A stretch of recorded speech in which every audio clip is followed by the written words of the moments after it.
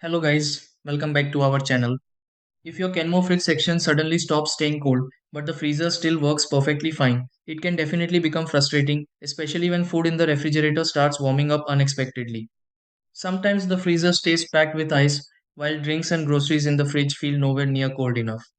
A problem like this can happen because of blocked airflow, temperature settings, frost buildup, or parts inside the refrigerator simply not moving cold air correctly.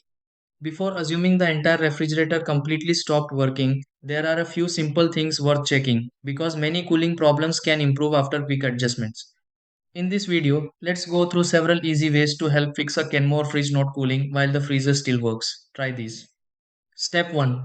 Check airflow inside the Kenmore fridge and avoid blocking vents with food. Step 2. Listen for airflow between the freezer and the Kenmore fridge if cooling feels weak.